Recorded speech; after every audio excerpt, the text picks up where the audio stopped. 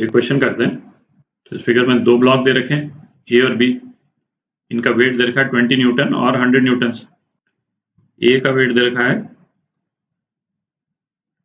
20 Newton और B का कितना दे रखा है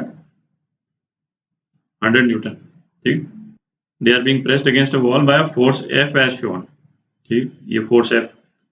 कोएफिशिएंट ऑफ फ्रिक्शन दे रखा है, ब्लॉक्स के बीच में है 0.1 और ब्लॉक बी और वॉल के बीच में 0.15।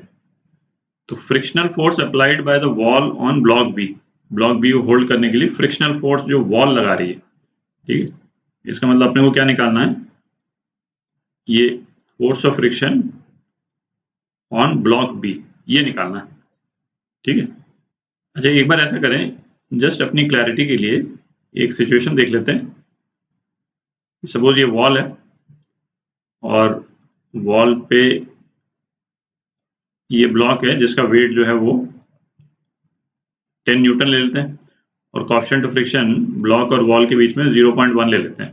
ठीक है, तो हमको यदि यहाँ पे फोर्स लगाना है इसको होल्ड करने के लिए, तो कितना फोर्स लगाना पड़ेगा इस पे? जो फोर्स ऑफ फ्रिक्शन जो लगेगा, वॉल जो ब्लॉक पे जो फोर्स ऑफ फ्रिक्शन लगाएगी एफ इस डायरेक्शन में, तो इस ब्लॉक को होल्ड करने के लिए अपने को फोर्स ऑफ फ्रिक्शन कितना चाहिए? ब्लॉक के वेट के बराबर फोर्स ऑफ फ्रिक्शन चाहिए, मतलब 10 न्यूटन चाहिए फोर्स ऑफ फ्रिक्शन। ठीक है, और फोर्स ऑफ फ्रिक्शन किससे जनरेट हो रहा है? नॉर्मल फोर्स से जनरेट हो रहा है, और इस केस में क्या है, नॉर्मल फोर्स जो है वो एक्सटर्नल फोर्स के बराबर है, तो म्यू एफ। ठीक है, और ये फोर्स ऑफ फ्रिक्शन कितने के बराबर है? 10 न्यूटन के बराबर। अपने को ब्लॉक को होल्ड करना है। ठीक, तो म्यू यदि 0.1 है तो फोर्स ऑफ फ्रिक्शन कितना आ गया? 100 न्यूटन आ गया। ठीक है, अब इसमें एक चीज देखें केवल, है ना, एक चीज देखने के लिए, यदि एक्सटर्नल फोर्स को यदि हम बढ़ा करके 200 न्यूटन कर दें, ठीक है, तो उस केस में फोर्स ऑफ फ्रिक्शन कितना हो जाएगा? फोर्स ऑफ फ्रिक्शन चेंज नहीं करेगा। ठीक है, फोर्स ऑफ फ्रिक्शन का ये फोर्स ऑफ फ्रिक्शन की ये मैक्सिमम वैल्यू है ये, क्योंकि फोर्स ऑफ फ्रिक्शन किससे डिसाइड हो रहा है कि इस ब्लॉक का वेट कितना है ना, हमको उतना ही फोर्स ऑफ फ्रिक्शन चाहिए।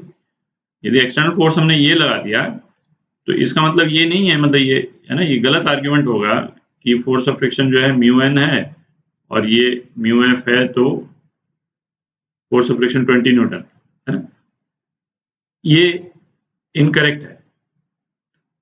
ठीक है, क्योंकि आप सोचें फोर्स ऑफ फ्रिक्शन यदि 20 न्यूटन हो जाएगा तो ये तो ब्लॉक तो ऊपर भाग जाएगा ना, है ना, नेट फोर्स ऊपर के डायरेक्शन में हो जाएगा। तो मैक्सिमम फोर्स ऑफ फ्रिक्शन जो हो सकता है वो 10 न्यूटन ही हो सकता है। तो इसको मतलब, तो ये चीज अपने दिमाग में रहनी चाहिए।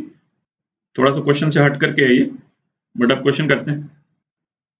तो दोनों ब्लॉक्स को अलग अलग बना लेते हैं, फ्री बॉडी डायग्राम। तो ये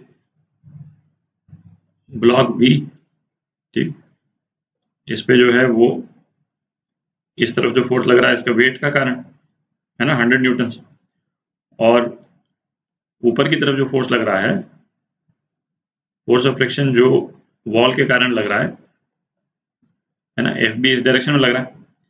अच्छा, एक फोर्स ऑफ फ्रिक्शन जो है वो इस सरफेस पे लग रहा है ब्लॉक के। ठीक है, अब ये ऊपर के डायरेक्शन में लग रहा है कि नीचे के डायरेक्शन में, है ना, ये ब्लॉक ए को पहले एनालाइज कर लेते हैं, उससे बिल्कुल क्लियर हो जाएगा, और फिर उसके बाद में ब्लॉक बी पे आ जाएंगे। है ना, ये ब्लॉक ए है, ब्लॉक ए का जो वेट है वो 20 न्यूटन है इस डायरेक्शन में। तो ये तो बिल्कुल ही क्लियर है कि ब्लॉक ए पे जो फोर्स ऑफ फ्रिक्शन लगेगा ये ऊपर के डायरेक्शन में लगेगा, नहीं तो ब्लॉक ए तो फिसल जाएगा। ठीक है, अब फोर्स ऑफ फ्रिक्शन जो है वो दो मासेस पे एक्शन रिएक्शन पेयर होता है। ठीक है, तो इस वाले ब्लॉक पे यदि फोर्स ऑफ फ्रिक्शन ऊपर के डायरेक्शन में लग रहा है तो इस वाले ब्लॉक पे नीचे के डायरेक्शन में लगेगा। ठीक है, मतलब बेसिकली ए ब्लॉक को ब्लॉक बी ऊपर की तरफ खींच रहा है और बी ब्लॉक को ब्लॉक ए नीचे की तरफ खींच रहा है ना, नेट मतलब इसका यही निकला। तो अब निकालते हैं। अब चूंकि ये स्लिप नहीं कर रहे हैं ब्लॉक्स, तो एफ ए जो है वो 20 न्यूटन के बराबर होना चाहिए।